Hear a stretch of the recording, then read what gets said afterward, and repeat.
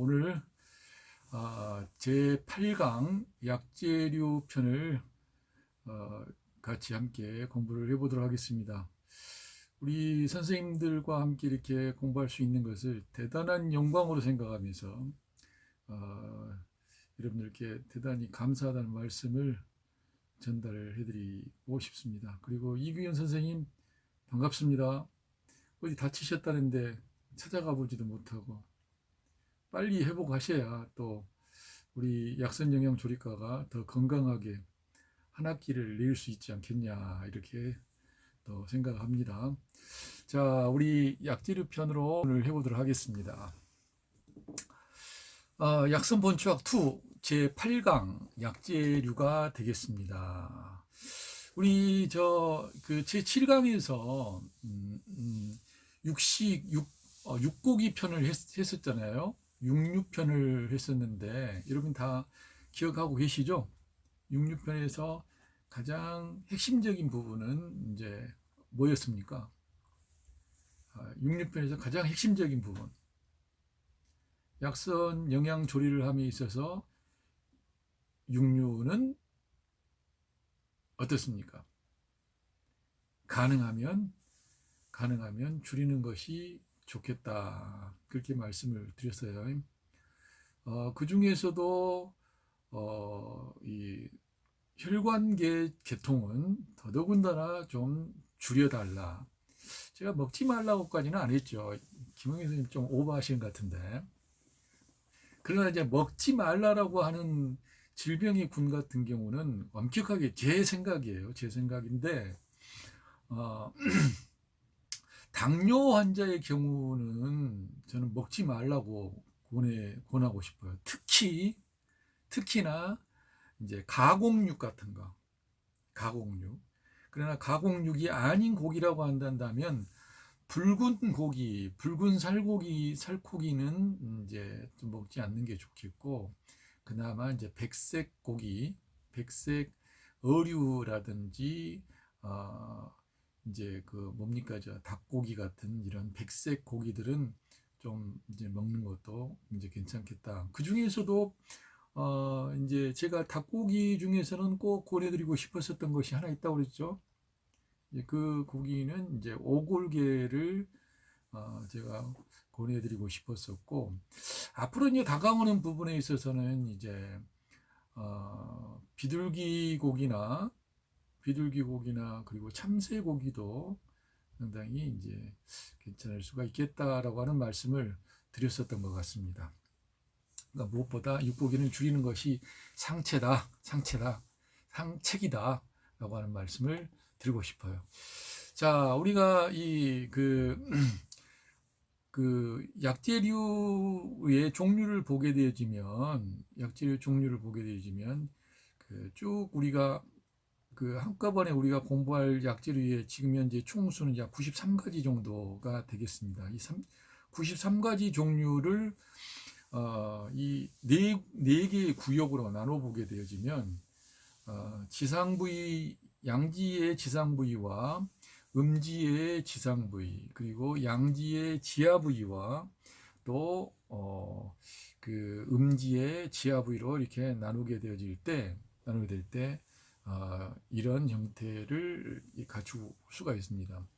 약재류도 여전히 양지의 지상부위가 훨씬 많죠. 그리고 그 다음에 양지의 지하부위가 많고, 그 다음에 음지의 지상부위, 그리고 제일 적은 그 약초류 종류는 바로 음지의 지하부위라고 볼 수가 있습니다.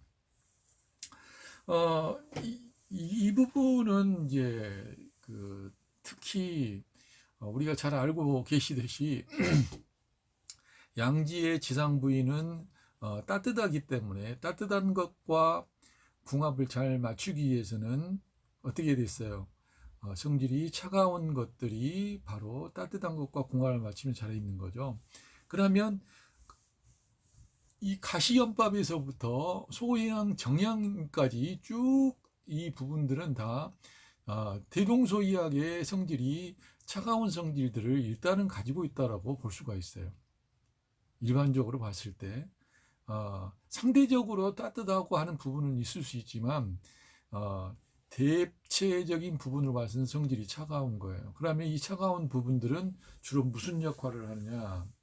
열증들을 염증이라든지 열불과 관련된 부분들의 증상들의 호전적인 효과들을, 그리고 그러한 부분에 질병을 치료한다든지 또 그 열증을 꺼주는, 조절해주는 그런 역할들을 한다고 볼 수가 있겠습니다. 그리고 이제 아래 부분은 이제 따뜻한 성질을 갖고 있기 때문에 그 한증에 필요한 부분들을 이제 치료한다고 볼 수 있겠죠. 한증이 아주 심한 경우라 한다면 이제 이 인삼과 삼칠과 같은 종류로 접근이 될 수 있다고 보겠습니다. 자, 우리가 잠시 보실 부분이 뭐냐면은 이 황제내경의 오미와 오장의 관계에 대해서 이제 기록을 하고 있어요. 오미와 오장, 그리고 오기에 대한 부분들, 오색에 대한 부분들이 기록되어 있는데, 하늘에는 오기가 있고 땅에는 오미가 있다. 그런데 이 오미는 오색을 지니고 있는 거예요. 그러면 하늘에 오기가 있다라고 하는 부분은 알고 보면 오기는 눈에 보이지는 않지만 어떤 특수한 장치를 통해서 보게 되어지면 이 오기는 색깔을 지니고 있어요. 오색을 지니고 있을 수도 있어요. 즉 태양빛을 플리즘을 통해서 통과를 해서 딱 보게 되어지면 태양광이 무슨 색깔을 보입니까? 예, 빨주노초 파남보라고 하는 일곱 색깔 무지개로 보이죠. 근데 이 일곱 색깔 무지개가 확장되어지면 256가지로 확장이 되게 돼요. 256가지는 배 256 곱하기 256하면 얼마예요? 뭐 이제 이런 식으로 해가지고 투루 칼라에까지 확장이 돼버리는 것을 볼 수 있습니다. 그래서 하늘에 오기가 있다고 하는 이 부분은 사실은 그 오색이 있다라고 이야기를 할 수 있고, 이 오색은 또 확장되면 굉장히 많은 수를 헤아릴 수 없는 만큼의 색으로 변하게 되어지는데, 이 색이 땅과 함께 땅의 기운과 만나서 뭐가 되어지냐면 오미가 된단 말이에요. 그래서 하늘에 이 눈에 보이지 않는 오기가 아무리 대단하다고 하더라도 땅이 없으면 오미를 만들어내지 못하고, 이 오미를 만들어내지 못하게 되어지면 또한 그 오미를 통해서 오기를 키우지를 못해요. 그리고 오기를 또 키우지 못하게 되어지면 오기가 진액을 만들지 못하게 되어지고, 진액을 못 만들게 되면 몸이 자생하지 못하게 되어집니다. 그래서 무엇보다 우리 이제 약재료 편에 들어오게 되지면 이 약재료 편은 오기와 오색과 오미의 성질이 강합니다. 그리고 이 오기, 오색, 오미가 더 도드라지게 드러나기 때문에 약으로 사용한다는 일반적인 식재료로 사용하는 것이 아니라 약식재료로 사용이 되어지고 있는 것이거든요. 그래서 무엇보다 우리 이 약재료 편을 하게 될 때는 이 오기에 대한 부분, 오색에 대한 부분, 오미에 대한 이런 부분들, 귀경에 관련된 부분들도 우리가 잘 봐야 됩니다. 사실 그 우주 만물의 운행과 자연의 현상을 보게 되면 아주 그 오묘하고 오묘한 일들이 펼쳐지고 있지만, 알고 보면 하늘의 이 오기가 땅의 오미와 같이 만나서 땅의 기운과 만나서 음식으로는 오미를 만들어내고, 이 오미가 또다시 하늘의 오기를 키우고, 그 오기가 바로 또 진액을 만들어서 신을 자생하는, 이런 것은 계속 반복적인 부분이에요. 이 반복들을 통해서 또다시 새로운 것들이 만들어지게 되고 새로운 변화로 나아가게 되어지는 거죠. 우리 1학년 때 열심히 배웠듯이 이 세상의 모든 것은 아주 열심히 끊이지 않고 엄청난 그 움직임을 가지고 변화하고 있어요. 그래서 세상에 변화하지 않는 것은 아무것도 없는 겁니다. 속된 말로 해서 사랑은 변하는 거야. 이 이야기는 너무나 당연한 이야기. 사랑도 변해요. 요즘은 뭐 여러분 잘 알지만 종교의 신도 어, 100년 전의 신하고 200년 전 신하고 1000년 전의 신은 그 하는 역할과 그들이 하는 말 자체가 다 달라요. 그리고 점점 이제 이 시대에는 신이 이제 힘을 잃어가고 있는 거고 조금 더 지나가게 되어지면 이제 이 신은 인간보다 못하는 것으로 인간들이 만들어 버릴지도 모릅니다. 결국에는 인간들이 신도 만들고 인간들이 모든 것을 만들어 왔는데 이것들이 바로 알고 보면 하늘의 기운과 땅의 기운들, 그 지구의 기운들하고 같이 만나서 그 일들이 이루어졌다라고 말씀을 드릴 수가 있는 겁니다. 그리고 이제 우리가 그 약재류 편을 보게 되어지면 이 약재류 편에서는 무엇보다도 부위별 식재료의 활용을 더욱더 신경을 써야 될 부분이라고 말씀드리고 싶습니다. 그래서 여러분 이미 이제 다 알고 계시지만 사람의 간과 담낭을 닮은 것이 줄기와 가지와 덩쿨과 껍질과 가시가 바로 사람의 몸으로 봤을 때는 간장과 담낭과 같은 역할을 하더라. 그래서 잘 들어보세요. 그래서 다 아시는 내용이지만 다시 한번 반복드리는 겁니다. 간과 담낭이 껄쩍지근하고 간과 담낭이 매가리가 없고 간과 담낭이 조화와 균형이 깨져 있어서 불안정하게 되어지게 되면, 그래서 비실비실 거리게 되어지면 이 비실비실한 것을 제대로 되게 하기 위한 뭔가가 필요하잖아요. 그러면 가장 좋은 것은 건강한 사람의 간과 담낭을 이식 수술을 받아가지고 해버리면 제일 좋지만 그건 하늘의 별 따기잖아요. 건강한 사람과 따기는 정말 힘들어요. 이제 뇌사자들이라든지 불의의 사고를 일으켰던 이제 당했던 사람들의 이제 장기를 기증받아가지고 하는 그런 부분은 있을 수 있지만 건강한 사람 거 떼우고 하는 것은 불가능하잖아요. 이제 그러다 보니까 사람의 것은 못하지만 사람의 이런 간장과 담낭의 역할을 한 건강한 식물의 식재료의 줄기와 가지와 덩쿨과 껍질과 가지를 활용을 하게 되어지면 그 부족했었던 힘을 식물체의 줄기, 가지, 덩쿨, 껍질, 가시를 가지고 활용을 할 수 있다는 이야기입니다. 우리가 병원에 가서 이제 건강검진 같은 걸 받잖아요. 그쵸? 그러니까 건강검진을 받게 되어지면 다들 그렇게 물어봅니다. 가자마자 분명히 산부인과를 오고 분명히 내과를 가고 그런데도 보게 되면 의사가 자기가 다 알고 있을 것 같기도 하는데 그동안의 그 내력을, 치료받았던 내력을 다 보면서 뭐 때문에 오셨습니까? 라고 또 물어봐요. 물어보게 되지면 어디가 아프다고, 어디가 안 좋다, 어떻게 뭐 이런 어떤 느낌이 든다라고 이야기를 하면 뭐라고 이야기해요? 대번에 한번 이거 검사해 보십시오, 저거 검사해 보십시오, 이거 검사합시다, 저거 검사합시다라고 이야기하고 그 검사의 결과에 의해서 당신은 간이 안 좋네, 담낭이 안 좋습니다, 수술을 해버리든지 아니면 좀 경과를 봅시다라고 하는 그런 결론들을 내리잖아요. 그러게 될 때 우리는 식재료로서 약선 영양 조리를 해야 된단 말입니다. 그러게 될 때 간과 담낭을 대신해주는 줄기와 가지와 덩쿨과 껍질과 가지를 잘 활용을 하게 될 때 우리는 바로 음식으로 바로 이 간장과 담낭, 오장육부를 치료하는 일, 건강을 증진하는 일들을 갈 수 있다. 그렇게 말씀을 드릴 수 있는 겁니다. 아이고, 노현정 선생님 먼 거리를 갔다 오셨네요. 예. 아무튼 감사합니다.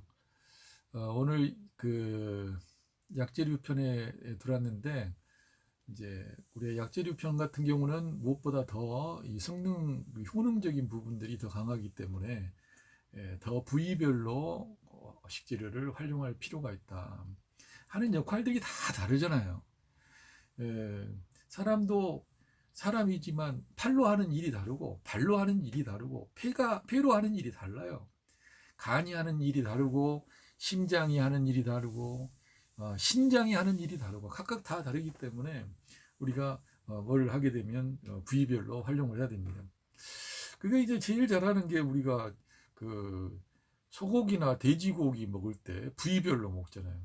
그리고 이제 자기가 선호하는 부위별로 먹고 또 가격도 거기에 따라서 하면서 실제로는 그렇게 부위별로 먹으면서 혈관계 질환을 앓는다든지 당뇨나 고혈압과 같은 경우에 환자들에게는 도움이 안 돼요. 돈 내고 도움이 안 되는 일들을 하면서 우리가 영향이 있고 그 다음에 효과가 많이 있는 이 약식재료들을 사용하는 부분에 있어 부위별로 사용할 줄 모른다는 것은 전문가가 아니란 이야기밖에 안 됩니다. 그리고 지나치게 책에 의존하는 부분뿐만 아니라 이제는 이제 여러분들이 책에 의존하는 부분을 또 환골탈태할 필요도 있어요. 왜냐하면 제가 수없는 그 조리서들 옛날 그 조리서들을 보게 되지면 일반적으로 식재료, 식물 식재료들 같은 경우는 거의 다 그냥 다 먹어도 돼요. 다 먹어도 돼.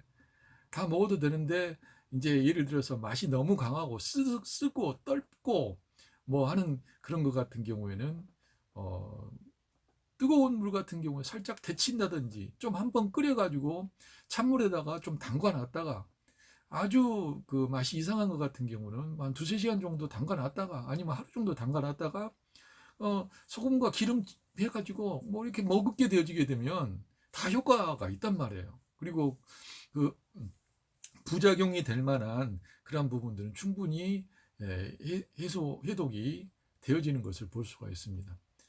너무 터무니없이 또 모르는 식재료를 그 식물 식재료를 선택하게 되면 좀 그 부분은 저도 좀 난감한 부분이 있지만 여러분들이 주위에서 늘상 보고 또 동물들이나 특히 뭐 소라든지 이런 돼지 같은 경우 이런 그 집에서 키우는 가축들이 먹는 그 풀들이라고 한다면 아주 그 자신 있게 여러분들이 드셔도 되는 부분이라고 말씀을 드리고 싶습니다. 서두의 말이 길었는데요. 자관 그래서 그 식재료 오늘 이제 약재료에 대한 부분을 보면서 무엇보다 식재료를 볼 때 약 식재료를 보게 되질 때 줄기, 가지, 덩쿨, 껍질, 가시로 이렇게 볼 줄 알고 새싹과 잎을 분리해서 볼 줄 알고 꽃을 볼 줄 알고 열매를 볼 줄 알고 씨앗과 뿌리와 수액을 나눠서 볼 줄 아는 그런 재치가 여러분들에게 있기를 바랍니다. 그런데 이건 늘 보려고 하면 보여요. 사람은 자기가 보고 싶은 것만 보잖아요.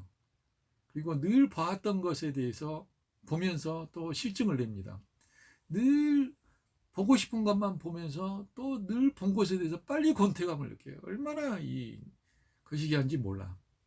그러나 여러분들이 보고자 하는 것을 조금 더 확장시킨다고 한다면 여러분의 세계가 그렇게 권태롭지 않고 훨씬 더 나은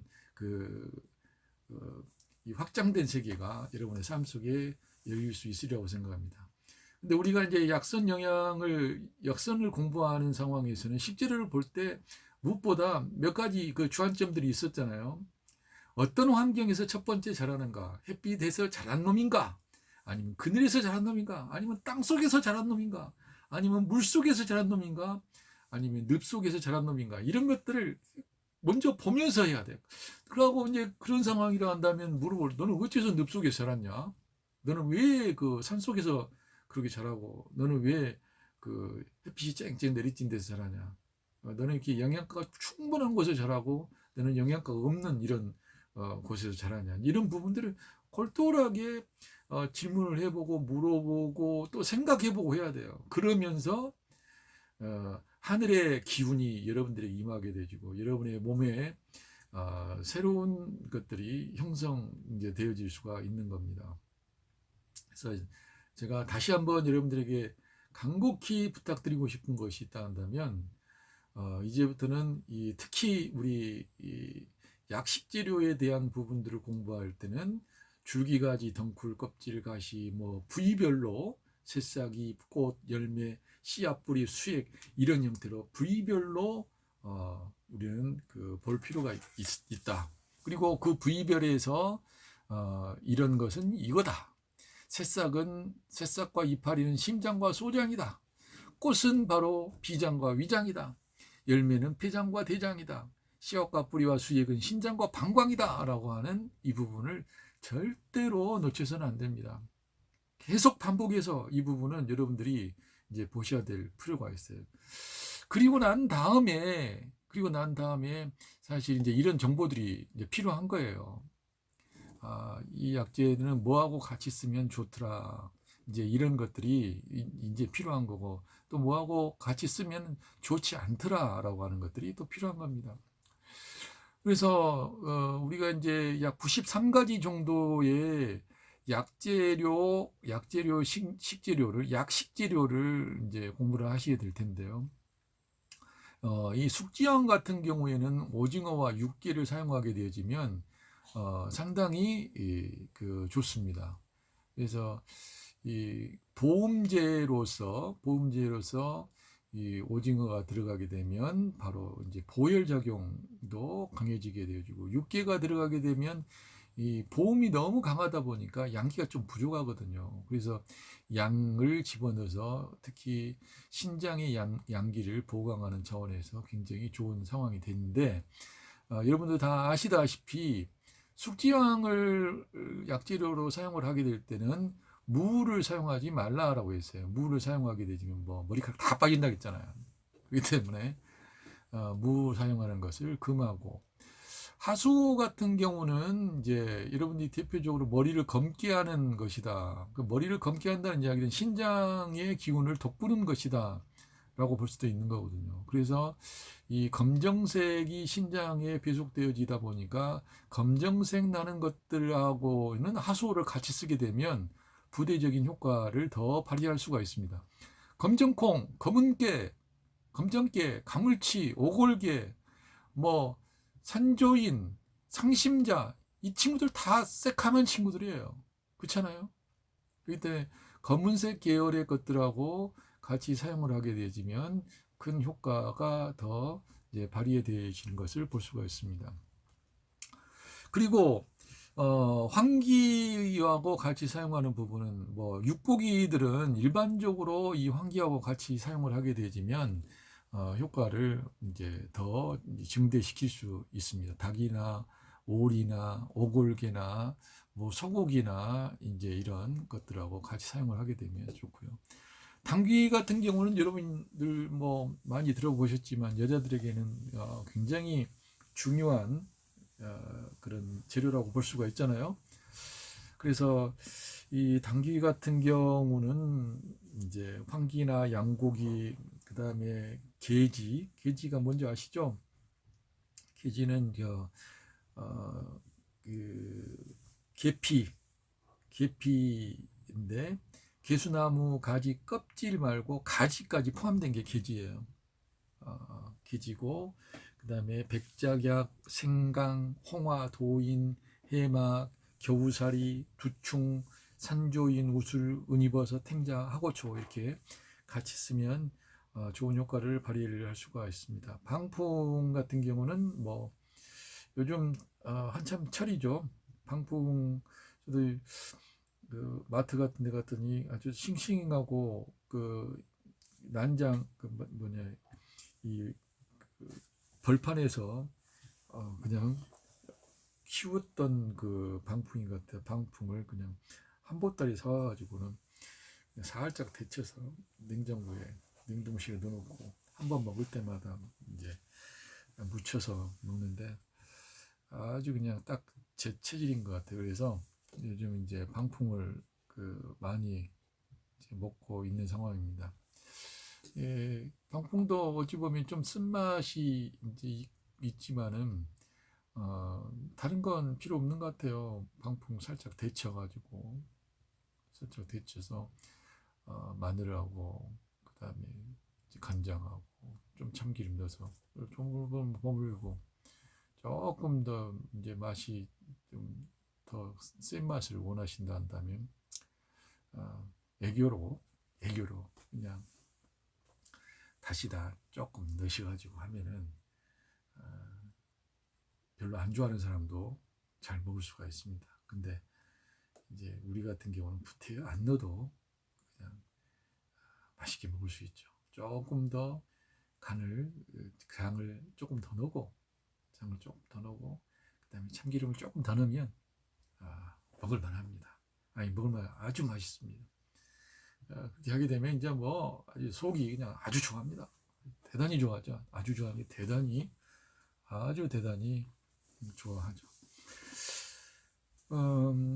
오가피 같은 경우도 이제 모과라든지 송절, 두충, 우술, 구판, 복령피, 대복피, 그 다음에 생강피, 지골피 이런 그 껍질 종류들하고 같이 쓰게 되면 부족한 오가피의 기능들을 더욱더 강화시키는 그런 효과들을 발휘할 수가 있습니다.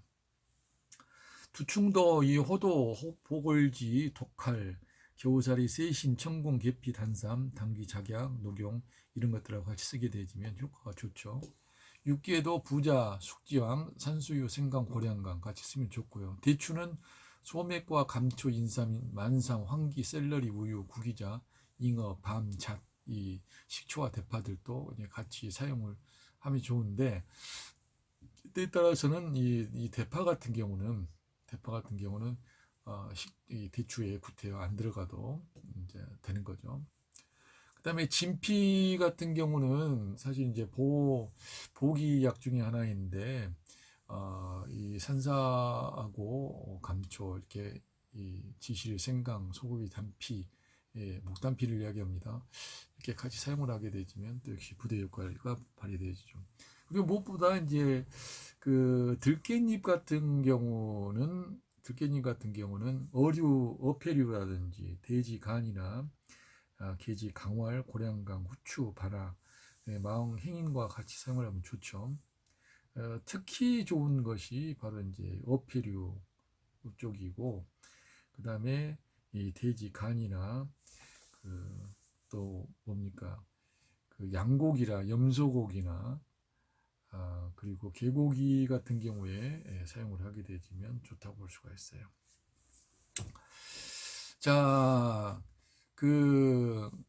오늘 첫 번째로 지금 약재편을 하고 있는데 약재편 같은 경우는 이제 무엇보다 이제 첫 번째로 중요한 것이 바로 식재료의 생태 환경이 먼저 가장 중요하다고 그랬어요. 가장 중요합니다. 그리고 두 번째로는 이 식재료 환경에서는 이제 내가 쓰고 있는 부분이 내가 구입하고자 하는 약식재료의 부위가 어떤 부위가 되는지 이 부분이 이제 중요하다고 했어요. 그리고 난 다음에 이렇게 이제 약산 의기에 대한 부분이 이제 필요하겠고, 그 다음으로 이제 우리가 봐야 될 것이 이제 계절에 어떻게 운용할 건가 이 부분을 곰곰이 잘 생각을 하시는 게 좋습니다. 김지현 선생님 저 수업하고 있는 거 맞죠? 근데 이제 정식 수업은 아니고, 그러나 이제 우리 수업의 특징상 이론 수업이 한꺼번에 뭐 이제 이루어지는 것이 아니라 이제 조금씩 그래도 꾸준히 해야 될 공부라서 좀 그 환경은 적합하지 않지만 이렇게 이제 온라인 강의를 하고 있는 겁니다. 그리고 이 김에 엎어진 김에 뭐 쉬어간다고 하는 말이 있듯이 이 김에 강의를 이렇게 만들어 가지고 그 밴드에 올려놓고 여러분들이 편하실 때 와서 또 반복해서 듣게 되신다면은 훨씬 더 나으실 것 같아 가지고 이렇게 수업을 이딴 식으로 하고 있습니다. 수업하고 있는 건 맞습니다. 자, 봄에 그래서 이제 계절에 맞도록 우리가 약선 영양 조리를 해야 되기 때문에 약재료를 선택을 하게 되어지면 그 약재료의 선택은 계절별로 이제 여러분들이 조리를 해 나가야 돼요. 그래서 똑같은 예를 들어서 환기를 얻었다 된다라고 하더라도 이 환기를 어떤 요리에 집어넣던지 간에 그 요리에 집어넣게 되어지면 봄에는 신맛은 적게 하고 단맛과 매운맛은 이제 많이 해야 되고, 그리고 여름에는 환기를 넣는다 하더라도 쓴맛은 적게 하고 매운맛과 짠맛은 많이 하고, 가을에 환기를 넣고 싶다 그렇다 한다면, 이를테면 가을에 추어탕에다가 환기를 넣고 싶다라고 한다 하더라도 역시 마찬가지로 매운맛은 적게 하고 신맛과 쓴맛은 좀 이제 많이 이제 하는 것이 좋죠. 그러니까 쓴맛을 많이 한다고 이야기하니까 쓴 쓴맛을 생각할 수도 있는데, 이건 아니고 햇빛에 말린다라고 하는 부분도 쓴맛을 만들어낸다라고 하는 것이 될 수도 있어요. 그래서 이게 나물 종류들 있잖아요. 말린 나물들 같은 경우는 쓴맛에 배속된다고 볼 수가 있습니다.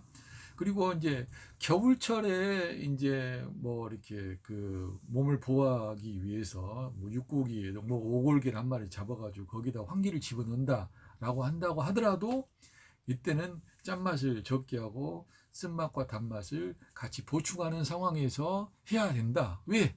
왜냐하면은 우리의 몸의 생리적인 부분이 이 기후 환경에 따라서 순응하고 있기 때문에 그래요.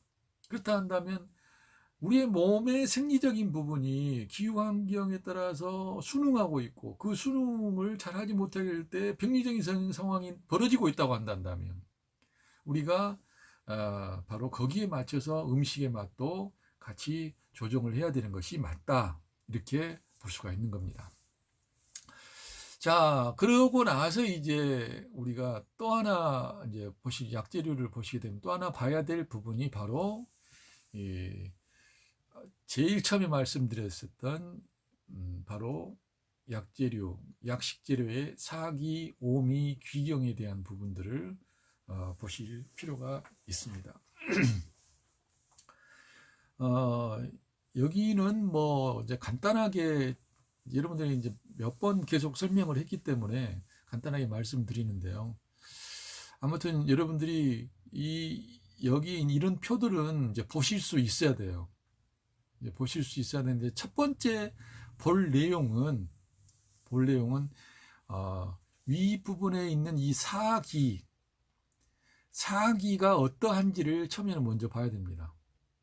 그러면 먼저 봤을 때 이 사기를 봤을 때 연자, 구기자, 백봉령, 도인, 산조인, 감초, 천마, 옥수수수염, 우술, 산약, 토사자, 황정 같은 경우는 어때요? 다 평하다고 이야기했죠. 평하다는 이야기는 성질이 평하다는 이야기예요. 성질. 이 사기는 식재료의 성질을 이야기를 하는 건데, 식재료가 평해. 차갑지도 않고 시원하지도 않고 따뜻하지도 않고 뜨겁지도 않아. 그러니까 내 몸이 차갑든지 시원하든지 따뜻하든지 뜨겁든지 따지지 않고 이 식재료들은 맞다는 이야기예요. 써도 된다는 이야기야. 무슨 말인지 알겠어요? 자, 혹시 이해 안 되셨을까봐 제가 다시 한번 설명을 드리겠습니다. 사기는 그 식재료가 가지고 있는 성질머리를 이야기합니다. 그래서 연자의 성질을 봤더니 바로 평하다는 이야기예요. 평하다는 이야기는 차갑지도 않고 시원하지도 않고 따뜻하지도 않고 뜨겁지도 않다는 이야기예요. 대신 그렇다 한다면 내 몸이 이 연자라고 하는 것을 내 몸에 들어 넣어가지고 맞는지 안 맞는지를 이제 평가를 해서 쓰는 거잖아요. 내 몸의 증상과 맞는지 안 맞는지 조화 균형을 맞추기 위해서 하는 거잖아. 만약에 내 몸이 차갑다라고 한다면 평한 것을 쓰기보다는 따뜻한 걸 쓰는 게 조화를 맞추는 게 편하는 거예요. 근데 이 평한 거라고 하는 이 성질 자체가, 이 연자가 평하다고 하는 것은 내 몸의 상태가, 그리고 내가 만들어서 음식을 만들어서 주려고 하는 사람이 몸이 차갑든지 시원하든지 뜨뜻하든지 뜨겁든지 상관하지 않고 쓸 수 있다는 이야기야. 그렇죠? 그래요, 안 그래요? 그렇기 때문에 이 부분 같은 걸 여러분들이 특별히 환자의 건강 상태를 구태여 크게 생각하지 않더라도 그냥 이 이 식재료들은 쓸 수가 있는 거예요. 바로 이 칡이나 지구자나 살구씨라든지 가시연밥, 겨우살이, 연잎, 악요, 엄나무까지는 그냥 자연스럽게 써도 된다는 이야기예요. 대신 그러면 이제 여기서 다시 한번 중요한 부분이 나옵니다. 자, 연자를 아무 때나 사용을 해도 좋은데 그러면 부위별로는 어떻게 쓸 거냐가 중요해요. 연자는 연의 씨앗을 연자라고 이야기하죠. 그렇죠? 그러니까 이건 부위별로 본다는 다음에 씨앗에 대한 부분이에요. 그 다음에 다른 이야기로 하면 과실이 되기도 해요. 씨앗이면서도 과실이 될 수도 있습니다. 그러겠죠? 그래서 옛날에 연자는 연밥이라고도 이야기를 했고 연실이라고도 이야기를 했어요. 그래서 연자, 연실, 연밥 이렇게 이야기를 하고 있었거든요. 그렇기 때문에 그 해당되어지는 부분은 이제 바로 오히려 지금 현재 간경으로 들어간다. 그리고 심장경으로 들어간다. 비위장경으로 들어간다. 신장경으로도 들어간다라고 이야기했지만은 엄밀하게 본다 한다면 연자는 씨앗으로 여기는 계산을 하고 있는 거예요. 그렇기 때문에 신장으로 들어간다고 이야기를 하고 있는 거죠. 그러나 만약에 연의 줄기를 생각한다면 떫은 맛이 되어질 수가 있고 연의 이파리를 본다 한다면 쓴맛 계열의 심장이 되어질 수가 있고 그렇죠? 그 다음에 연밥의 그 달근한 맛은 바로 비장과 위장에 관련되어집니다. 그러나 연자 자체는 신맛과 이 짠맛과 단맛, 이 쓴맛의 계열들이 강한 반면에 이 매운맛은 이제 나오지는 않고 있어요. 그러나 이 매운맛은 어디에서 볼 수가 있냐면은 연꽃의 향기에서 은은한 향기에서 바로 매운맛을 발견할 수가 있습니다. 향기라고 하는 것은 발산하는 것이고 이 발산하는 향기는 바로 매운맛이 있기 때문에 발산되어지는 거죠. 그래서 그렇게 볼 수가 있는 겁니다. 구기자도 마찬가지로 몸이 차든지 뜨겁든지 그냥 다 드실 수 있는 거예요. 다만 이 구기자의 씨앗을 먹을 건지 아니면 구기자의 이파리를 먹을 건지 구기자의 줄기를 먹을 건지 이 부분 구기자의 꽃을 먹을 건지 여러분들이 정할 필요가 있다라고 이야기를 했어요. 그래서 구기자도 씨앗을 이야기하죠. 그래서 씨앗을 이야기하는데 엄밀하게 보게 되면 구기자 씨앗이 아니라 구기자에서는 씨앗을 빼버리고 과육을만 먹잖아. 그러니까 씨앗은 신장이라고 이야기할 수 있지만 구기자의 씨앗을 뺀 그 과육은 폐예요, 폐. 그러겠죠. 그리고 구기자 꽃은 어기게 되어지고 구기자의 이파리, 구기자 이파리는 여기고 구기자 줄기는 이건 거예요. 그래서 무조건 뭐 간 이렇게 이런 식으로만 여러분들이 보시기보다 전체적인 부분으로 줄기가지, 이파리, 꽃, 열매, 씨앗 이런 식으로 보실 수가 있어야 됩니다. 그러나 씨앗이라고 한다고 해서 그러면 씨앗의 기운만 들어있느냐? 안 그래요. 여러분들이 하나 분명히 아셔야 될 것이 씨앗을 심게 되어지면 그 씨앗 속에는 모든 그 구기자의 일생이 다 들어있는 거예요. 구기자의 모든 부분이 다 들어있는 거죠. 구기자의 꽃은 이렇게 피어라. 구기자의 이파리는 이렇게 생겨라. 구기자의 줄기는 이렇게 생겨라. 다 거기에 프로그래밍이 다 돼 있는 거 아니겠어요. 그렇기 때문에 다만 그 한 가지로 이제 구기자이기 때문에 씨앗이다. 그러니까 신장이다. 이렇게 본다는 건 굉장히 단편적인 시각이다. 이렇게 말씀을 드릴 수가 있습니다. 백봉령 같은 경우에는 이제 어찌 보면 백봉령 같은 경우에는 소나무의 덩이뿌리죠. 소나무에 기생하는 일종의 버섯 종류입니다.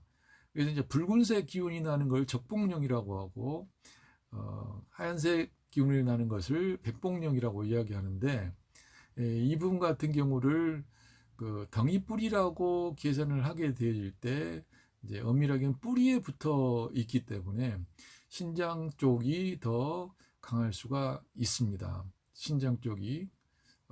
그리고 그 버섯 종류라고 이야기할 수 있기 때문에 이제 면역이나 이 항암 쪽에도 상당히 많이 작용을 한다고 볼 수가 있겠죠. 이거 구기자를 여자의 일생만 중요한 줄 알았는데 구기자의 일생도 중요하다고 이렇게 노인정 선생님 말씀하셨네요. 어찌 이 세상에 중요하지 않는 게 있겠습니까? 다만 내가 중요하지 않다고 결정 내려버린 것일 뿐이겠죠. 오늘 조금 제가 말을 이쁘게 하네요. 맞습니다. 모든 것이 이제 그러한 거죠. 그래서 구기자를 사실 섭취하게 되면 우리는 구기자의 전생을 우리가 섭취를 하는 것이고, 구기자가 내 몸 속에서 사라져 버리는 것이 아니라 내 몸의 한 부분으로서 내 몸이 되는 것이나 마찬가지입니다. 어때요? 구기자는 내 몸에 들어와서 내가 되었다. 연자도 바로 내 몸 안에 들어오게 되어지면 나로 변한다. 지금 현재의 나는 내가 그동안 먹어왔던 것이다. 공자, 맹자, 묵자, 죽자가 있지만 저는 연자를 참 좋아합니다. 여러분들은 어떻습니까?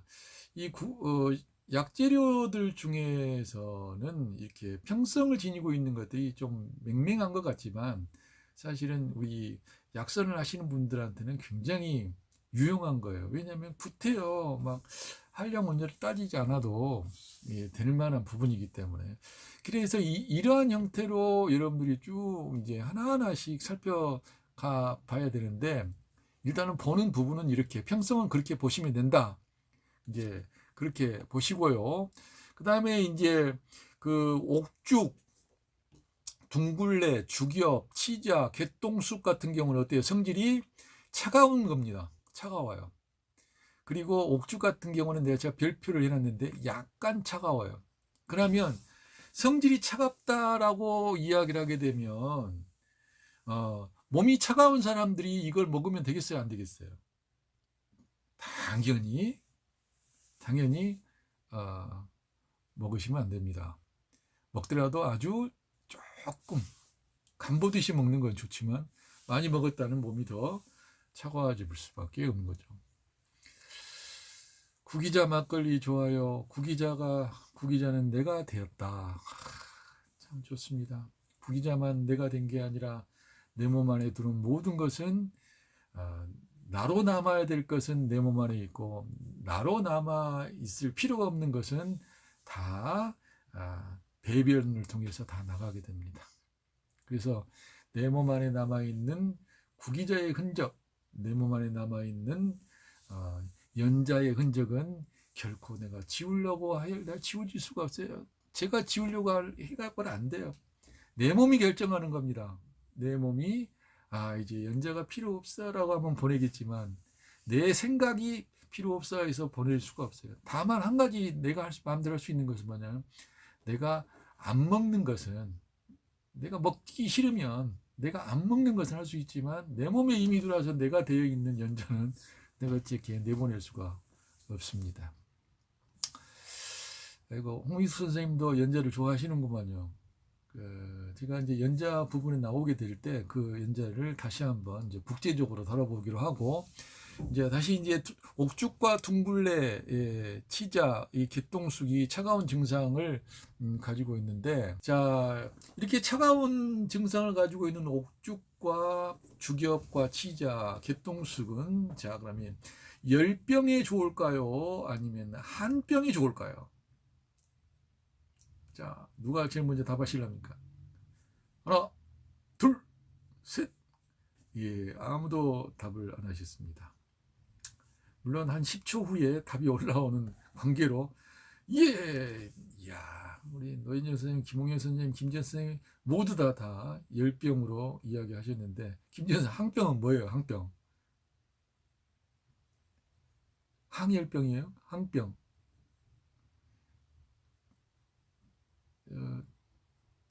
자판 잘못 두들기셨죠. 맞습니다.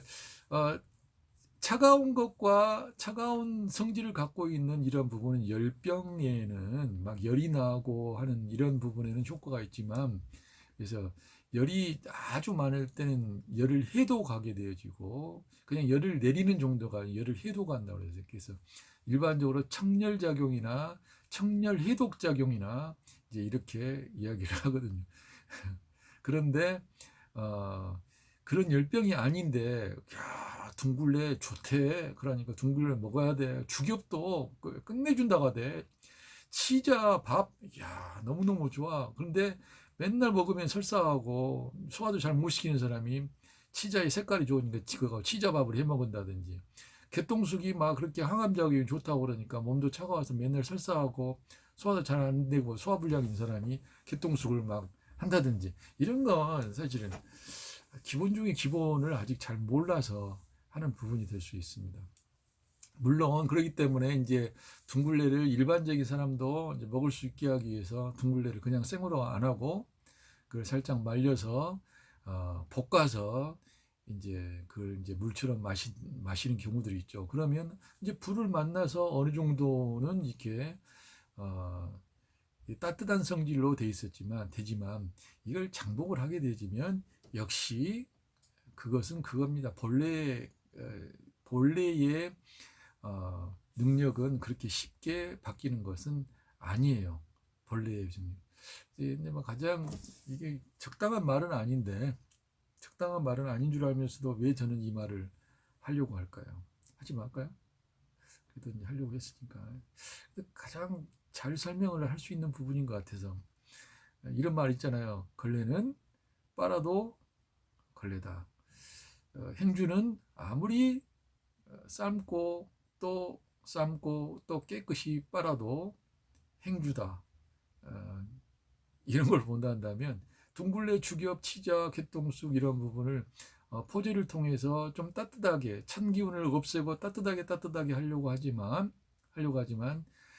그건 한계에 있다. 그런 이야기는 뭐냐면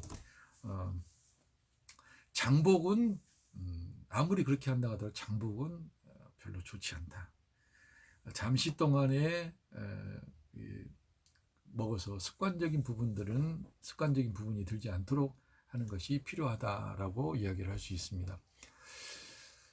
그리고 둥글레 같은 경우도 역시 마찬가지로 이제 이게 성질이 알게 되어지면 이걸 부위별로 어떻게 먹을 거냐. 이제 이걸 참 지금 잘 선택을 해야 돼요. 둥글레가 보호하는 효능이 있고, 이제 건조한 것을 촉촉하게 해주면서 진액을 만들고, 그 다음에 갈증을 해결하면서 이 답답한 증상들을 몰아내는 증상이 있다라고, 이 효과가 있다고 한다면, 이런 부분을 내가 간에게 쓸 건지, 심장에 쓸 건지, 비장과 위장에 쓸 건지, 폐장에 쓸 건지, 이런 부분들을 여러분들이 이렇게 정하게 되어지게 되면 둥글레도 줄기 가지를 쓸 건지, 이파리를 나물처럼 묻혀서 먹든지, 꼬치를 쓸 건지, 아니면은 그 뿌리를 쓸 건지, 이런 것들을 정할 수가 있게 되는 거죠. 죽엽도, 치자도, 개똥쑥도 역시 마찬가지입니다. 그리고 이제 천패모와 백합, 결명자, 천하분, 맹문동, 그 다음에 여정자, 조구등, 백작약, 인진숭, 국화, 벽화, 상엽, 천문동, 이런 부분들은 이제 시원한 성질을 갖고 있어요. 이 별표는 약간 시원한 것들입니다. 시원한 성질들을 가지고 있고, 화고초, 생지황, 차전자, 조리대잎, 그 다음에 금전초, 상백피, 백목원까지는 이 시원한 성질을 가지고 있어요. 그래서 시원한 성질들을 가지고 있기 때문에 이러한 부분들도 역시 열증을 갖고 있는, 한증을 갖고 있는 사람들에게는 양을 쓴다 하더라도 적게 써야 되고 오랫동안 섭취하기보다는 이제 꼭 필요한 시기에 적당량 쓰는 것이 가장 합리적이다라고 이렇게 말씀을 드릴 수가 있겠습니다. 이렇게 해서 이제 그 열증에 쓸 거냐, 한증에 쓸 거냐, 이 부분을 선택을 먼저 할 줄 알아야 돼요. 무조건 간에 좋다더라, 간에 안 좋으니까 성질이 차가운지 뜨거운지도 모르고 그냥 무조건 쓰면 이제 별로 좋은 건 아니죠. 통풍에 비트가 좋냐라고 물어보셨는데, 어, 통풍에 일단은 이제 그 비트 자체는 문제는 없을 것 같아요. 왜냐하면 비트도 이뇨작용하고 그다음에 이 풀어내주는 작용을 하기 때문에. 근데 통풍 같은 경우는 혈중에 이제 요산이 쌓이는 증상 아닙니까? 그래서 풀어주는 작용들이 필요하기 때문에 신맛이나 따분 맛이 강하지만 않는다 한다면 이제 단맛과 매운맛이 있는 비트는 괜찮을 것 같아요. 그럴 것 같죠? 그리고 우리 이기훈 선생님은 느닷없이 적하수호 주는 남자에 좋고 백하수호는 여성에게 좋은가요? 라고 이야기했는데 저는 반대로 말씀을 드리고 싶습니다. 오히려 적하수호가 여자에게 좋고 백하수호도 여자한테 좋고 둘 다 이 하수호 계통은 여자들한테 좋긴 한데 그래도 백화수호가 예를 들면 검정색 계열의 아까 검정콩, 검정깨 막 그런 거 있었잖아요. 이런 부분들하고 같이 만나게 되면 남자들한테도 아주 좋은 것이 될 수 있다고 볼 수 있습니다. 소변 대변에 붉게 나와서 좀 겁난다고요? 근데 그건 그 비트 자체의 그 수용성 그 것이기 때문에 그렇지. 만약에 통증이 있고 그렇다 한다면은 일단은 좀 조절을 해볼 필요가 있겠지만 통증이 없이 나온다라고 한다면 이제 그건 비트를 많이 드시기 때문에 그런 게 아닌가 싶어요. 왜냐하면 귤 같은 경우도 많이 먹으면 손바닥, 발바닥, 얼굴까지 그냥 노래지잖아요. 그 염료가 이제 그 있기 때문에 그런데 또 며칠 안 먹으면 또 다시 깨끗해지는 것처럼 비트는 그렇게 문제가 되지 않을 거라고 생각을 합니다. 자, 그래서 일단은 여러분들이 그 식재료의 성질을 파악을 하고 그 성질이 만약에 지금 현재 이 국화나 박하나 상엽이나 천문동, 사삼 이렇게 시원한 성질을 갖고 있다고 한다면 몸이 차갑거나 한증이 있는 사람들은 구태여 이걸 쓸 필요가 없어요. 내가 이제 간이 안 좋다고 해서 이걸 써야 되겠다. 그렇지 않습니다. 만약에 이제 그걸 쓴다고 한다면 특히 이제 그 여기서 이제 여정자 같은 경우도 이제 씨앗이잖아요. 씨앗이고 조구등은 이제 줄기 가지와 같은 거지. 백작약도 뿌리고 인진쑥은 이파리고 그런데 그 해당 부위가 아닌 다른 부위는 다른 다른 그 부위들은 이제 생각을 해볼 필요가 있겠는데 여전히 이렇게 성질이 차가운 성질들을 갖고 있는 부분들은 좀 조심을 해야 된다. 왜 이렇게 말씀드리냐면요. 모든 식재료가 아니 이렇게 시원하다고 한다 하더라도 모든 부위가 다 시원하다고 볼 수는 없어요. 왜 그러냐면 지상 부위가 있고 지하 부위가 있잖아요. 그리고 이게 그 생명 활동을 하기 위해서는 속에서도 양이 있어야 되고 양 속에서도 음이 있어야 돼요. 즉 시원한 것 속에서 따뜻한 것이 있어야 돼.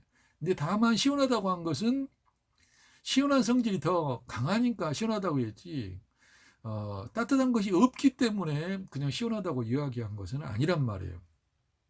차갑다라고 이야기한 것마저도 차가운 것 속에 따뜻한 것이 전혀 없는 것은 아니다라고 하는 것을 여러분들이 이제 알아야 되기 때문에 중요한 것은 그 몸의 증상에 따라서 예를 들어서 그 몸의 열성이다라고 한다면 좀 많이 드셔도 된다 이거지. 그러나 몸이 한성이라고 한다면 양을 최대한 줄일 필요가 있겠다라고 그렇게 말씀드릴 수 있습니다. 그리고 산수유하고 그 다음에 숙지왕, 산사, 하수호, 속단, 사원자, 황기, 당귀, 강황, 홍화, 육종용, 오적골, 방풍, 오미자, 인삼, 바나, 후박, 목향, 그리고 백출, 오가피, 가시오가피, 목과, 빛낭, 두충, 사인, 들깨, 육개, 용안육, 대추, 음양곽, 구척, 진피, 탱자, 계피, 들깻잎, 동충하초, 백두구, 삼칠, 녹용, 쇠양, 머위꽃, 청궁은 바로 따뜻한 성질을 가지고 있기 때문에 몸이 뜨거운 사람한테 맞겠어요? 안 맞겠어요? 몸이 뜨거운 사람이 이렇게 따뜻한 그 식재료가, 약재료가 맞겠냐, 안 맞겠냐는 거예요. 이렇게 따뜻한 식재료는 당연히 안 맞죠. 그렇죠? 안 맞아요. 대신 만약에 그래도 써야 되겠다. 몸이 뜨거운 사람이 이걸 써야 되겠다. 이 기운이 필요하다. 이걸 좀 도움을 받고 싶다 한다면 그러면 조금 쓰는 게 좋을까요? 많이 쓰는 게 좋을까요? 은능 답을 말씀하십시오. 은능 말을 해. 은능 답을 말씀하십시오. 조금, 예, 맞아요. 조금 사용하는 것이 너무나 다양합니다. 근데 우리는 좋은 것을 그냥 겁나게 쓰고, 그냥 막 그런 욕심이 이제 많잖아요. 근데 그 욕심이 많다 보니까, 그거 먹고 죽을 수도 있단 말이에요. 옛날에 그 홍콩인가요? 거기에서 뭐 500년 묵은 산삼을 발견했다래요. 그래서 그 갑부가 그 500년 묵은 산삼을 구입을 해가지고 그걸 먹었는데 그거 먹고 죽었대요. 근데 그 이유가 다른 게 아니라 몸에 열이 많이 있었던 사람이래요. 근데 그 몸이 열이 많이 있었던 사람이 그 뜨거운 산삼을, 그것도 500년 먹은 산삼을 좋다니까 그냥 많이 먹었다고 한다면, 그것도 500년이면은 1년짜리에 500뿌리 먹는 거나 마찬가지 아닙니까? 그런데 많이 먹는 거나 마찬가지. 근데 거기에 500뿌리 플러스 시너지 효과까지 포함하게 되면 5,000뿌리가 될지도 몰라요. 그러니까 대단한 건데, 그걸 먹고 아무리 좋은 거라도 많이 먹는 것이 중요한 게 아니라 자기 체질에 맞게, 자기 증상에 맞게 먹어야 되는데, 바로 노인정 선생님 말씀대로 조화 균형이 가장 중요합니다. 그래서 따뜻한 것에 조화 균형을 맞추기 위해서는 내 몸이 차갑든지 시원하든지 하는 것이 맞아요. 그런데 내 몸이 그래도 따뜻하다, 그래도 그 기운, 그 효능이 필요하다라고 한다면 적게 사용하는 것이 또한 조화와 균형을 맞춰 나가는 겁니다. 그리고 이제 이쯤에서 제가 한 말씀 드린다 한다면, 그 조화 균형이라는 부분은 굉장히 불안정한 것들의 대립들로 인해서, 이 굉장히 불안정한 대립되어진 것들이 합의를 이루면서 조화 균형이라고 하는 단어가 필요해요. 완벽하게 맞춰져 있는 것은 조화 균형이 필요 없어요. 그러니까 차가운 것에 조화 균형을 일으킬 수 있는 것은 따뜻한 불안정한 것이 그 조화 균형을 맞추는 거지, 따뜻한 것과 따뜻한 것들끼리 모여서 절대 조화 균형이 안 맞아요. 그러니까 달과 달이 모이면은 붕자는 될 수 있지만 명자는 안 된단 말이에요. 그래서 1월이 만나야 명이 되어지는 거죠. 1월이 된다면 태양과 달이 만나야 밝음이 이루어지는 것이지, 달과 달이 만나게 되지 절대 안 밝아져요. 왜냐하면 달은 태양이 있어야만이 그 반사대에서 만들어지는 거니까. 그렇죠? 이게 당연히 서로 다른 것들이, 서로 불안한 것들이 합의를 이루어질 때 조화와 균형이 이루어지는 거지, 딱 절대적으로 옳다, 절대적으로 똑같은 것들이, 안정적인 것들이 만나게 될 때 조화와 균형이 생겨나지 않아요. 노인정 선생님, 조화와 균형은 불완전한 것들이 합의를 이룰 때, 불완전한 것들이 아주 불완전한 합의를 볼 때 조화 균형은 시작되어지고 조화 균형인 오히려 더 오래 갑니다. 그래서 안정적인 거, 절대적인 거, 변하지 않는 거 좋아하지 마시고 변화하는 것을 너무 당연하게 받아들이기 바랍니다. 자, 그 외에 또 보게 되면 보골지는 뜨거운 성질을 가지고 있어요. 꿀은 평하고 녹차는 이제 시원하고, 정향과 대회향과 소회향 이런 부분은 이제 따뜻한 성질을 가지고 있습니다. 일반적으로 정향이나 대회향이나 소회향 같은 경우는 우리가 향신료로 많이 사용을 하고 있고, 그 소회향 같은 경우는 아마 제가 알고 있기는 이 청궁의 씨앗인가, 이게 확실하진 않습니다만, 그리고 대회향 같은 경우 이 팔각 있죠. 이것을 지금 대회향이라고, 향이 이제 대단히 이제 강한 부분이죠. 자, 이제 이렇게 우리가 그 식재료의 성질머리를 파악을 하고 난 다음에 식재료의 성질머리를 파악을 하고 난 다음에 그것과 상응되어지는, 그와 상반되어지는, 상응이 아니라 상반되어지는 증상이었을 때 섭취를 하는 게 좋고, 만약에 그 상반되어지는 증상이 아닌 경우라고 한다면 소량만 섭취하는 것이 좋겠다. 이렇게 그래서 먼저는 평성 같은 경우는 이렇게 걱정하지 않고 부위별로 잘 활용을 하시면 좋고, 평성이 아닌 경우라 한다면 서로 상반되어지는 것들을 선택하신다. 그렇게 하고 난 다음에도 역시 상반되어진 부분을 쓰고 나서 역시 부위별로는 간, 담이 문제가 있다라면 줄기, 가지, 덩굴, 껍질, 가시를 주요하게 사용하셔야 돼요.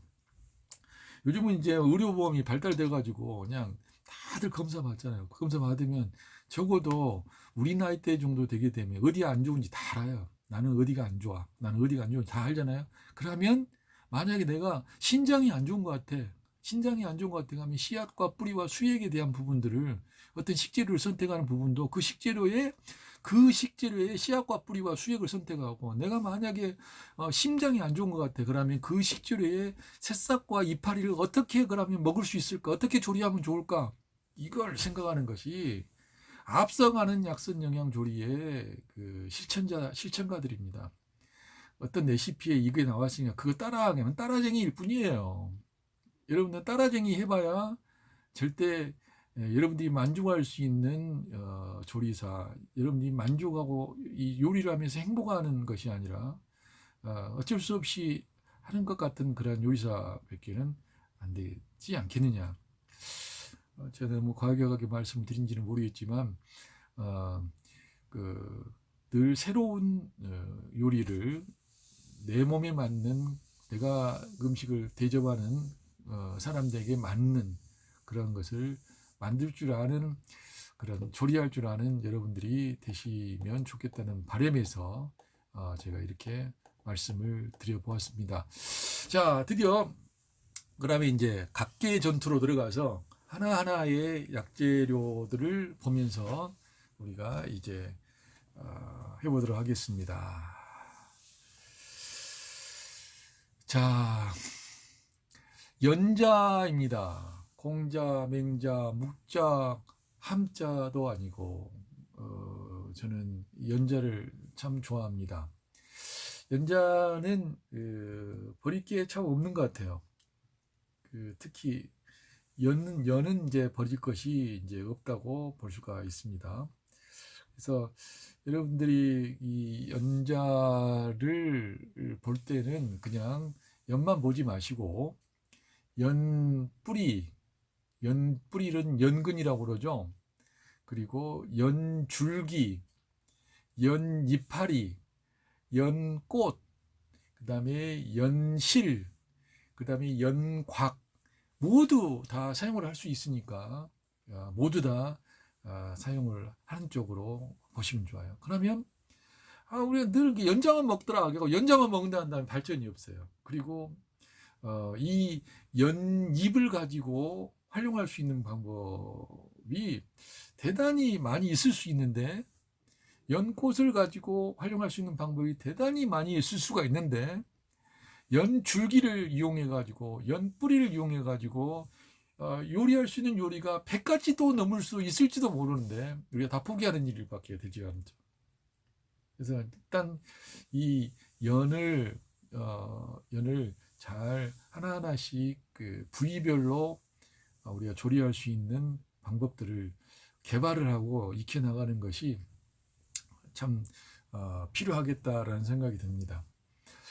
우리가 연잎 같은 경우는 연잎에 이제 약밥을 싸서 연밥을 지어 먹는 정도로 사용을 하죠. 그러나 저는 이 연잎을 가지고 이제 그 나물 종류도 만들 수 있어야 되고, 또 사람이 먹을 때 맛있게 할 수 있는 부분으로 여러 가지 연구들을 저는 해봐야 된다고 봐요.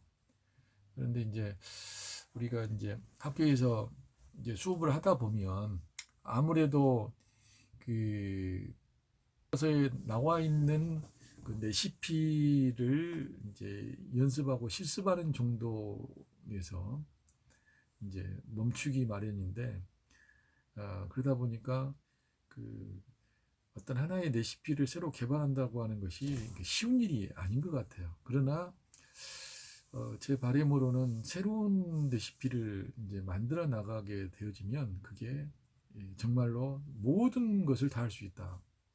이제 이렇게 보는 거죠. 그렇지 않고 레시피 있는 대로 계속 따라하게 되어지면 영원히 따라쟁이의 그 이름을 벗지 못한다라고 이렇게 말씀을 드리고 싶습니다. 제가 초두에 일반적인 모든 식물 식재료는 다 먹을 수가 있다. 좀 뻗시고 좀 맛이 강하고 하게 되면 때에 따라서는 살짝 데쳤다가 아니면 좀 끓였다가 아니면은 데치고 끓인 것을 물에다가 담가 놨다가 아니면 연육작용을 위해서 잘게 조샀다가 그래서 우리 대표적인 그 맛을 내게 하는 양념들이 많이 있잖아요. 그러니까 이 연육작용을 하게 하는 방법을 사용을 해서 맛을 내게 하는 양념을 가미해서 사용을 하게 된다면 연자도 대단한 친구지만 저는 연잎 좀 대단하다고 봐요.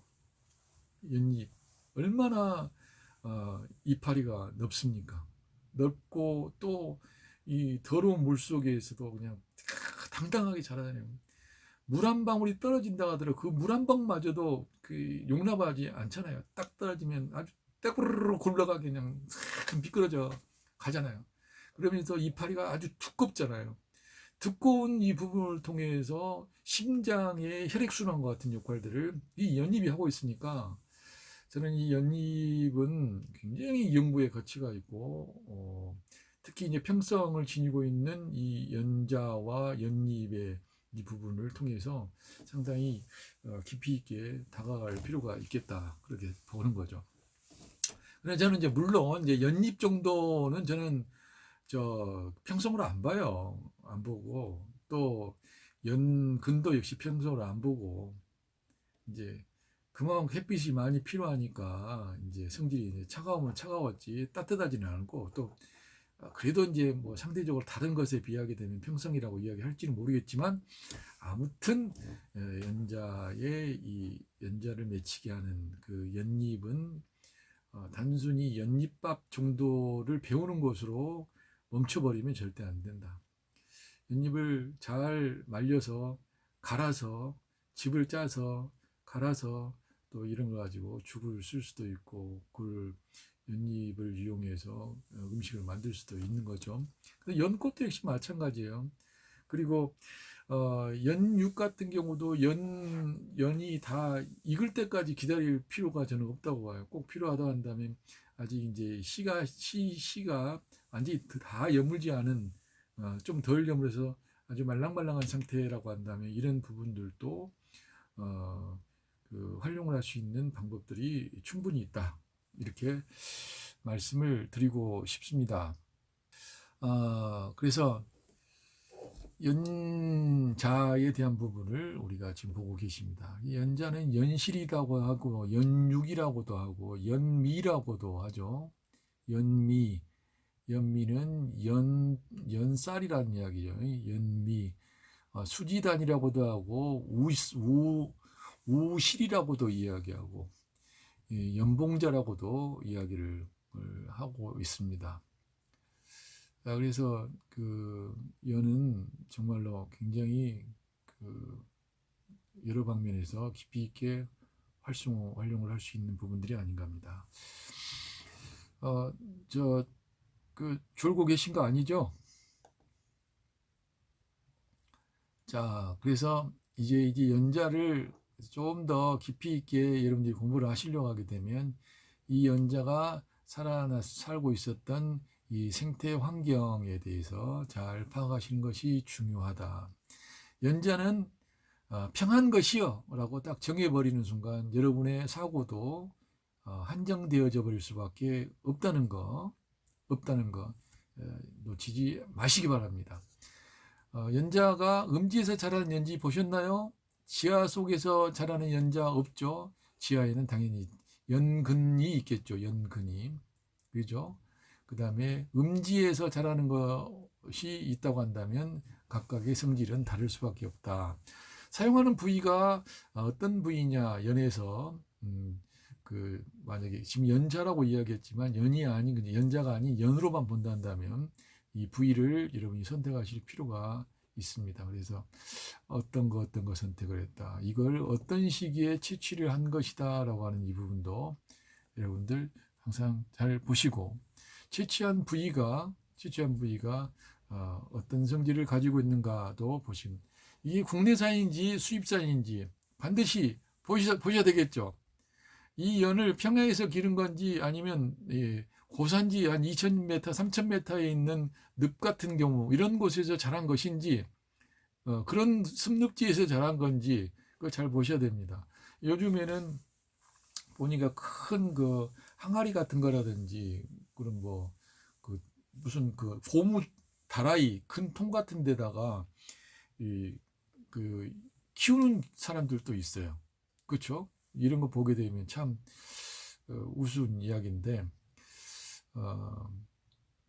연자의 대부분은 이제 베트남산, 중국산이 대부분이 많죠.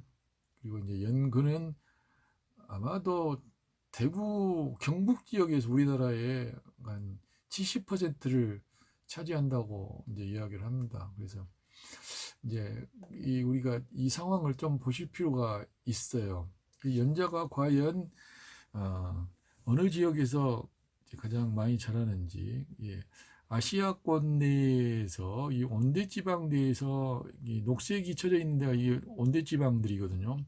온대지방에서 자란 것인지 아니면 건조한 기후에서 자란 건지, 이 살색 표시가 되어진 것이 고산지대입니다. 고산지대에서 자란 것인지, 이 살색이 건조한 땅이고, 이 지금 붉은색 되어진 것이 열대지방입니다. 이 열대지방에서 자란 것인지에 따라서 역시 연자도 성질머리가 정해질 수밖에 없는 겁니다. 그래서 이제 대부분 보면 베트남 같은 경우에서 자라기 때문에 이 열대지방에서 자란 열대지방이, 베트남은 이제 열대지방이라고 볼 수가 있는데, 베트남에서 자란 베트남에서 자란 그러면 연자는 성질이 따뜻할까요? 차가울까요? 아니면 평할까요? 연정 선생님, 저 연자는 대부분 베트남산이라고 이제 말씀하셨으니까, 베트남의 연자는 그러면 따뜻한 성질일까요? 차가운 성질일까요? 아니면 평한 성질일까요? 예, 딩동댕 맞았습니다. 차가움에 가까울 거라고 여러분들 생각합니다. 그리고 이제 요즘에는 이제 연자가 좋다니까 그냥 아무 데서나 키운다니까요. 하우스 안에서도 키워버리고, 또 하우스 안에다가 고무 다라이 그냥 좀 큰 것에다가 그냥 물 채워놓고 흙 막 해놓고 나서 거기 안에서도 키워요. 그래 놓고 난 다음에 그렇게 키우면 수확하기도 편한가 보더라고요. 그런데 이 연자나 연근이 그래가지고 효과가 얼마나 더 나겠습니까? 그러니까 만약에 이러한 상황에서, 이러한 차가운 상황에서 자란 뜨거운 지역에서 자랐다고 한다면 차가운 그 연자가 되어질 텐데, 이런 차가운 연자 같은 경우에는 몸이 차가운 사람들한테는 이제 오히려 적게 써야 될 그런 것으로 변하게 되죠.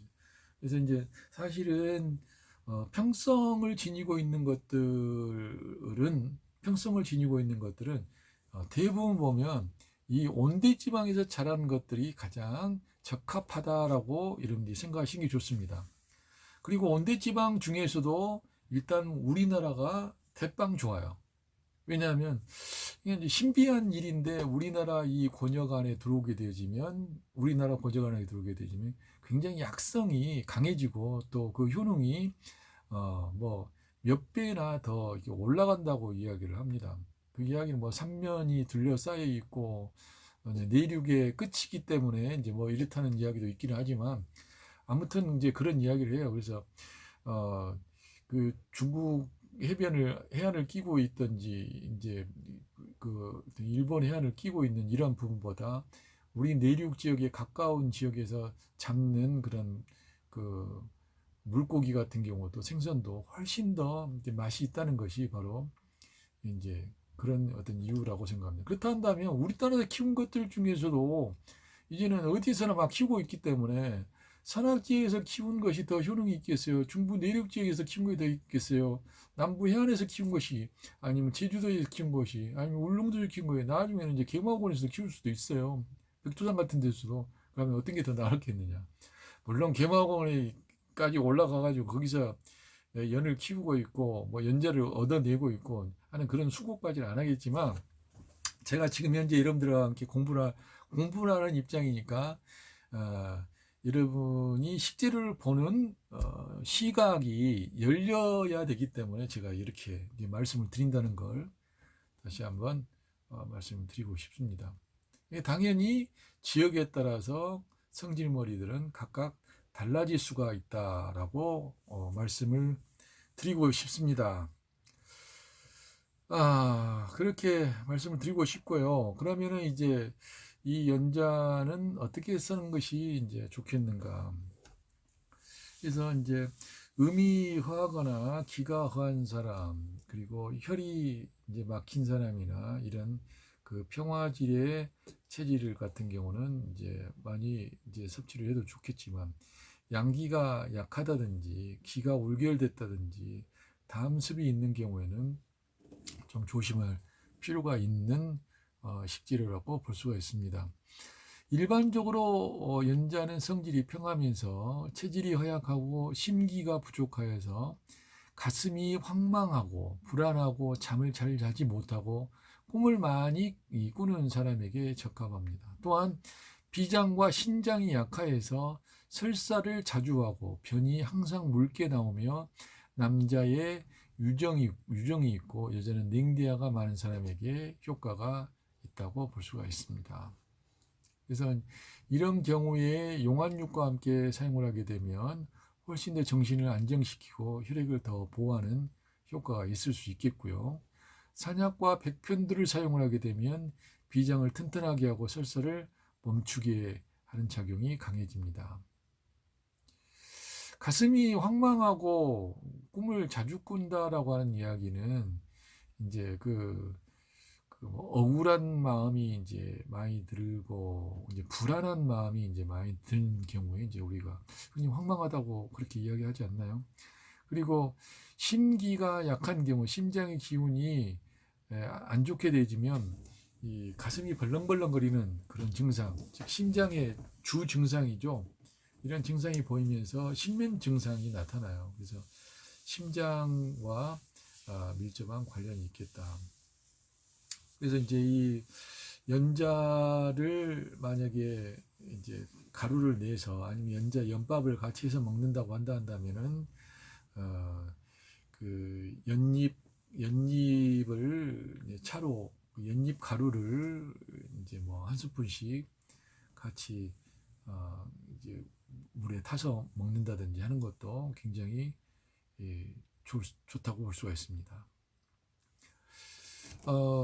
감실은 이제 그 신장을 튼튼하게 하여 이제 전기가 새어나오지 않게 하는 작용이 강해진다. 감실이 뭔지 아시죠? 감실은 감꼭지를 이제 감실이라고 이야기합니다. 그러면 감실의 이 감실의 이 떫은 맛이 이 전기가 새어나오는 것을 이제 이 떫은 맛으로 잡아주는 부분이 될 수가 있겠고, 이 단호박과 함께 쓰게 되면 보중이기와 청심 이뇨작용이 있어서 심장병, 고혈압, 당뇨, 비만, 변비 환자에도 효과를 볼 수 있겠습니다. 산약과 함께 쓰게 되면 건비 보신하고 항로 익수 작용이 있다. 늙지 않고 수명이 오래가는 이 산약하고 같이 되면 이 산약도 이 연자하고는 궁합이 아주 잘 맞는 친구예요. 그래서 그 몸이 허약한 사람, 노인들에게 아주 좋은 약선이라고 볼 수가 있죠. 그래서 노인 약선들을 하게 되면 뭐 용안육이라든지 연자나 산약이라든지 이런 부분들은 거의 빠지지 않고 좋습니다. 같이 쓸 때도 굉장히 좋고요. 네, 맞아요. 그 감꼭지의 그 떫은 맛이 바로 이 딸꾹질 같은 경우도 이제 낚아채는 잡고 놔주지 않는 그런 효과도 있는데, 딸꾹질은 제가 개인적으로 쓰는 비법 중에 하나는 그 엄지 손가락을 이렇게 손가락으로 꽉 눌러주고 있으면 이 폐의 호흡이 이제 원활하게 소통이 돼 가지고 바로 이 그 폐의 근육, 폐를 싸고 있는 근막을 안정시켜주는 작용을 합니다. 그래서 이 딸꾹질이 이제 멈추죠. 그래도 딸꾹질이 안 멈춘다 한다면 이 그 양쪽 엄지 손가락을 어금니에 넣어놓고 이렇게 어금니에 넣어놓고 손톱이 있는 엄지 손가락 있잖아요. 손톱 부위와 함께 그 엄지 그 첫 번째 마디에 있는 부분을 이빨로 이렇게 물고 있게 되어지면, 그리고 나서 천천히 숨을 쉬게 되어지면 거의 백발백중 그 딸꾹질은 거의 잡히죠. 이게 이제 그 딸꾹질이 습관적으로 이제 되게 되면 굉장히 위험합니다. 그래서 이 경막의 근육이 이제 놀랜다, 그 놀래는 증상, 그 경련을 일으키는 증상이라고 이야기를 하거든요. 근데 그렇게 되어지게 되면 참 치료하기가 쉽지가 않아요. 그렇기 때문에 이제 이 딸꾹질 증상이 있는 사람 같은 경우는 이 경막 근육이 이제 불안정한 상태라고도 볼 수가 있기 때문에, 이런 경우는 이제 폐와 대장의 그 기운이 순조롭게 잘 돌지 않고 있기 때문에 나타나는 증상이 될 수가 있습니다. 느닷없이 그 감시를 이야기하면서 딸꾹질까지 이제 이야기를 했는데 그렇게 볼 수가 있고요. 그러나 연자는 우리가 좀 주의해서 주의할 부분은, 연자는 떫은 맛이 있기 때문에 수렴 작용이 있는데, 만약에 대변에 건조한 변비가 있다든지 기체로 인해 가지고 배가 더부룩한다든지 배가 잘 안 통한다든지 하는 사람들한테는 좋지 않기 때문에 많이 먹는 것은 좋지가 않다, 이렇게 말씀드릴 수 있겠습니다. 홍기수 선생님이 딸꾹질은 목 부위에 천도를 눌러주면 효과가 좋습니다. 천도는 목 밑에 푹 들어간 부위를 목 밑에 콕 들어간 부위라고 이야기해 주셨어요. 아담스 애플 뚝 튀어나온 부분 밑에를 지금 이야기를. 그래요? 저는 이제 딸꾹질을 항상 엄지손가락 잡아주는 거하고, 안 되면은 그냥 이빨로 어금니를 싹 물고 있으면 1분도 안 돼서 그냥 치료가 되더라고요. 다음에는 혹시 그런 사람이 있으면 제가 그 천돌 부위도 눌러서 한번 어떠한지 임상적 사례를 말씀을 드리도록 하겠습니다. 자, 약선에 응용하는 부분에서는 연자 용안육탕, 그리고 연자 백이탕이 있고, 그 다음에 연자 산약죽, 연자 육일탕, 연자 감실죽이 있겠어요. 주로 이제 같이 쓴다고 한다면 이제 죽 종류로 이용을 하시는 것이 가장 좋지 않을까 싶습니다. 연자 산약죽이나 연자 감실죽 같은 경우로 이용을 하시게 되어지면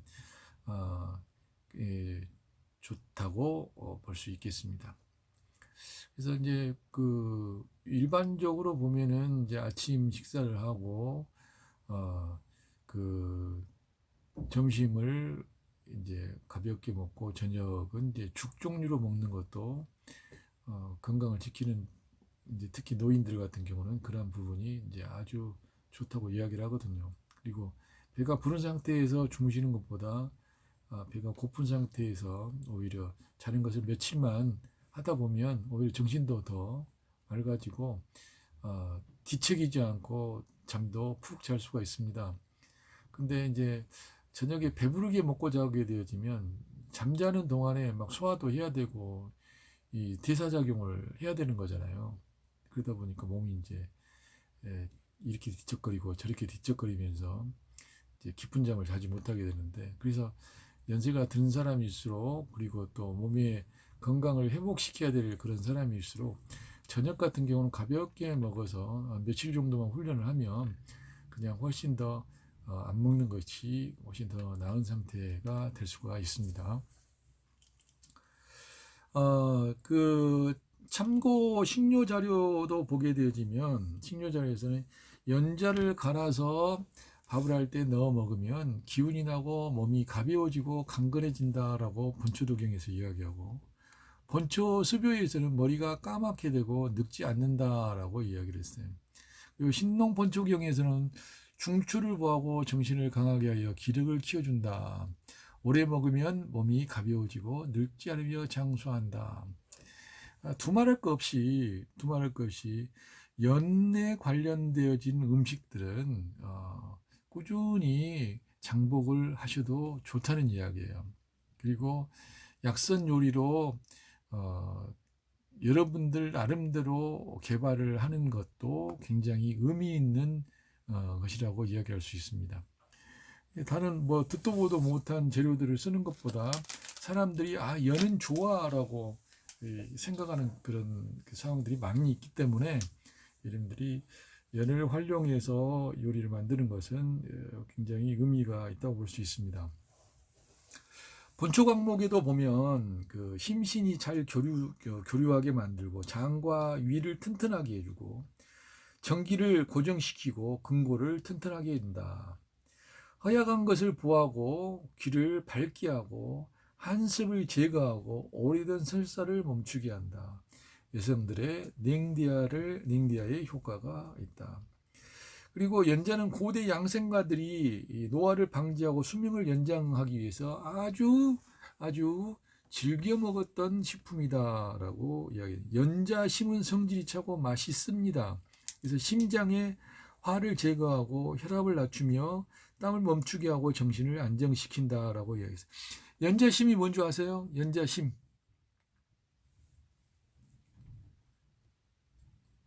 연자심. 연자의 마음인가요? 연자심이 뭐예요? 연자심은 성질이 차고 맛이 쓰다. 심장의 화를 제거하고 혈압을 낮추며 땀을 멈추게 하고 정신을 안정시킨다. 연자심이 뭐예요?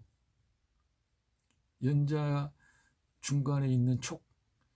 노인정 선생님 딩동댕 맞았습니다. 그래서 우리는 연자심, 연자육, 연피, 연곽, 연화, 연입, 연지, 연근, 그냥 못 쓰는 게 없어요. 다 여러분들이 부위별로 베테랑이 되셔야 됩니다. 소나 돼지도 부위별로 다 먹는데 이렇게 귀중하고 대단한 식재료인데 이걸 부위별로 모른다는 것은 반성해야 돼요. 김홍현 선생님 모르는 것을 반성하라는 이야기는 아니에요. 모르는 것은 모르니까 모를 수밖에 없어요. 그러나 앞으로는 우리가 공부를 하고 난 다음에 이 부위별로 하는 것이 식재료에서는, 특히 약식재료에서는 굉장히 중요하다고 하는 부분을 말씀드리기 위한 것이니까 앞으로는 골똘히 생각해 보세요. 이걸 어떻게 써볼까?